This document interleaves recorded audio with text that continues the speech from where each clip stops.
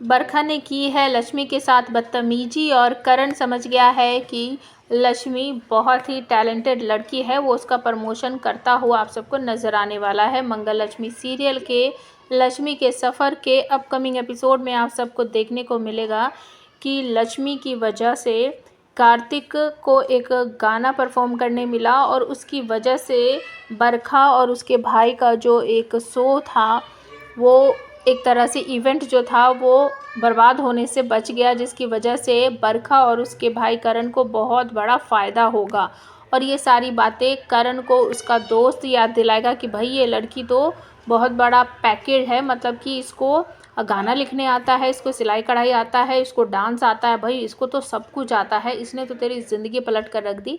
लेकिन करण को ये बिल्कुल भी एहसास नहीं होता है। वो कहता नहीं नहीं, ये तो बहुत मुफ्त लड़की है और इसकी वजह से कुछ भी ऐसा नहीं हुआ है, ये तो बस ऐसी है, बहुत बदतमीजी करती है। तो उसका दोस्त कहता है भाई देख ले, मुझे तो ये फुल धमाल पैकेट लग रहा है, अगर तुझे इसके साथ मिलकर काम करेगा ना तो बहुत ऊंचाइयों तक जाएगा।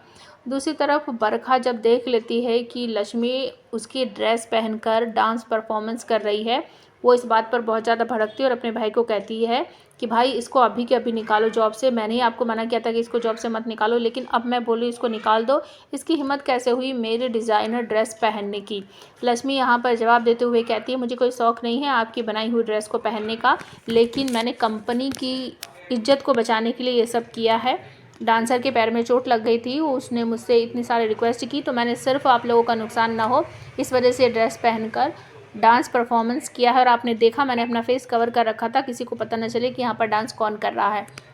लेकिन बरखा को ये बात समझ नहीं आती है। वो कहती है मुझे कुछ नहीं पता, इससे भाई जॉब से निकाल दो। तो उस समय करण कह देता है कि अच्छा ठीक है, मैं इस बारे में देखूँगा। और अकेले में करण को बरखा अपने मन की बात बताती है कि कार्तिक मुझे बहुत ज़्यादा पसंद है, मैं उससे प्यार करने लगी हूँ और मैं उससे शादी करूँगी। तो उसका भाई कह देता है कि ठीक है, कार्तिक तुम्हारा ही होगा, तुम ऐसा करो तुम उससे घर पर जो दिवाली पार्टी है ना उसमें बुला लो।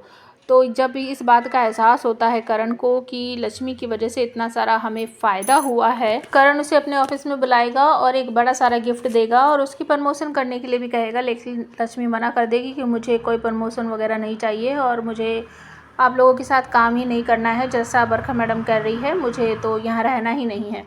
लेकिन करण भड़क जाता है और कहता है कि नहीं, तुम्हारी वजह से कंपनी को इतना फ़ायदा हुआ है, मैं तुम्हारा प्रमोशन कर रहा हूँ और तुम मेरी पर्सनल असिस्टेंट बनकर रहोगी और मेरे लिए वो सारे काम करोगी जो मैं कहूँगा।